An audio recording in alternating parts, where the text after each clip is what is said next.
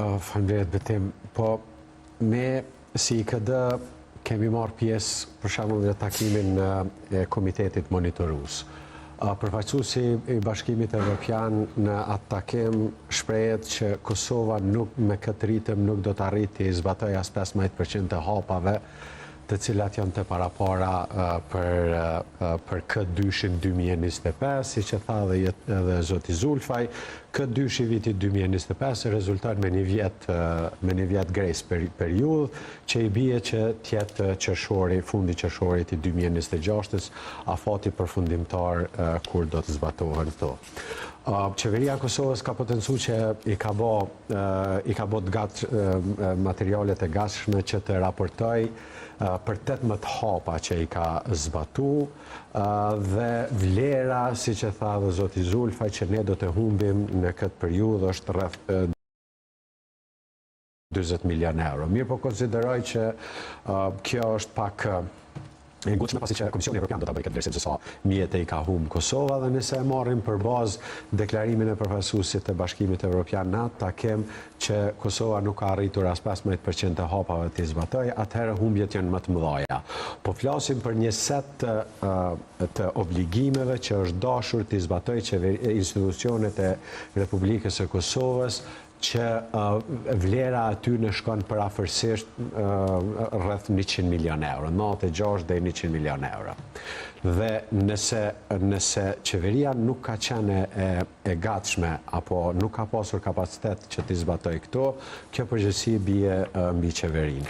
E kemi pa një postim që e ka bërë zoti Zulfaj ku shumicën e fajit e lën tek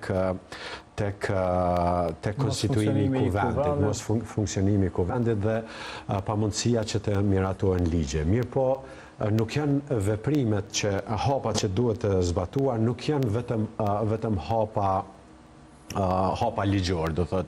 E përmendi dhe zoti Zulfaj që me 29 qershor, në mbledhjen e fundit, nëse zgaboj me 29 qershor, është miratuar themelimi i fondit për konfiskim, që është një prej veprimeve në kuadër të një hapi më të gjerë, që ka edhe strategjinë kundër krimit të organizuar. Do thot, me 29 qershor arrin të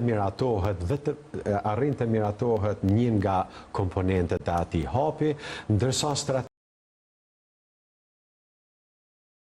strategjia ku qeveria vendi nuk e ka atë strategji që nga viti 2022. Do thotë që nga viti 2022 ne nuk e kemi strategjinë për krimin e organizuar.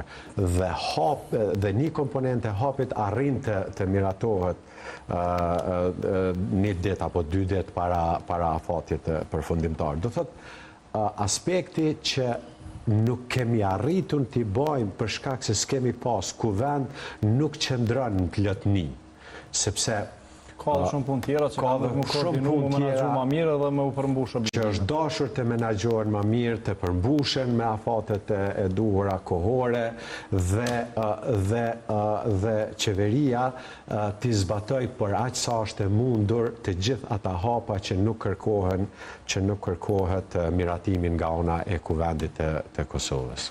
Faleminderit shumë zoti Zulfaj, i dëgjut edhe zotin Gashi edhe zotin Marmullaku. A pajtoheni me kritikat dhe vlerësimet të tyre se ka pasur shumë punë që ka mujt me u bë, edhe që përgjegjësia kryesore i takon qeverisë, pra i takon mazhorancës, e cila ka mujtën thjesht ndoshta me bë zgjidhje të cilat kishin kriju situatë krejt tjetër, edhe kishin pas ndoshta institucione, kishin pas edhe mundësi që me i përmbush obligimet të cilat janë varë edhe prej kuvendit, por edhe prej institucioneve tjera.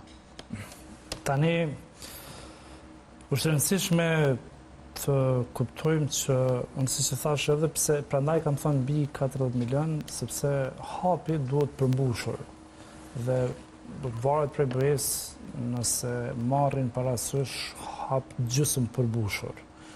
Kur ne krijojmë fondin e konfiskimit, por nuk i ke strategjinë. Fondi i konfiskimit duhet është brenda strategjisë.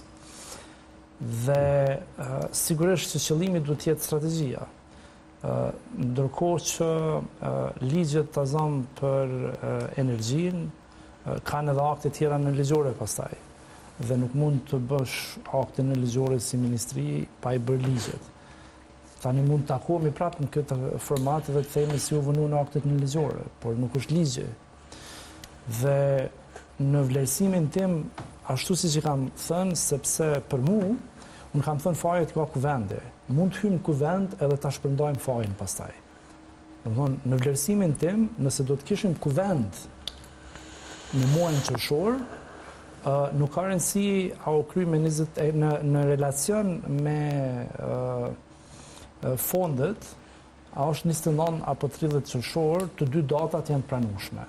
Sigurisht, pajtohem që nuk është mirë me u lanë në muajin e fundit, ditën e fundit, por kjo ka pak relevancë në kuptim me mjetet. Do të përmbushe afati. Mos harro se tash po bën 16 muaj ndoshta nga prilli i vitit të kaluar kur ka qenë seanca për konstruimin e kuvendit pas zgjedhjeve që i kishim 4 vjet plus 1 gati u pa të vazhdu ai mandati. Dhe unë thash që kapaciteti i qeverisë me menaxhu kapacitet. Ne i kemi menaxhu agjendën e reformave, i kemi shfaq kapacitetet e kemi dorëzuar partë në rajon. Unë jam i bindur se nëse kuvendi do të ishte funksional, që nga prilli i vitit të kaluar, ne do të ishim të parët në përfundimin e reformave, në marrjen e fondeve, pra nuk duhet ta shohim veten si shoqëri që nuk kemi kapacitete dhe si shtet. Si shtet i kemi demonstru kapacitetet para BE-s me përgatitjen e agjendën e reformave. Të gjitha ligjet të cilat janë para pa mund të përfundonin në kuvend të aprovuara, por sigurisht që agjenda reformave nuk është bërë me një kuvend i cili funksionon një muaj, mrena 12 muajve.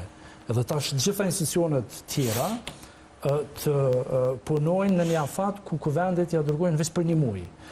Sepse ki konsultime, ki pjesë të cilat duhet kalojnë për komisione. Por në anën tjetër... Shumë përgjithësinë, zotë Zulfaj, për këtë që ka ndodhur. Unë thash për... Më thatë që me çu problemin dhe në kuvend, më pas shpërndat aty si pas përgjithësisë që e kanë krejt. Se ki modern si kur për dërgën qeveria është si subjekt në veti, për dërgën kuvend, për problemi është të kuvend. Kuvendër e përbër një parti fituese që ka pas një shumit... Jo, nuk jena parti shtet. Nuk ka parti shtet. Qeveria nuk është parlamenti. Do më thonë, na kena pluralizm politik, kena subjekte ndryshme parlamentare, e di që po thojnë për president si ki 2/3, po dhe s'do të mi pas, se s'ki opozit të na, mi pas 2/3. Pra, ideja është që ty me pas shumic me qeveris. Në krejt botën shumica qeveris. Tash, ne kemi pas shumicën. Dhe kemi qeverisur për 4 vjet, plus një vit nëse nuk ka boj pa të shku. Dhe nuk besoj që kjo është debati për mandatin qeverisës dhe sukseset e tij, apo dhe sfida të çfarë do. Por ajo që ka është me rëndësi për agjendën e reformave, është që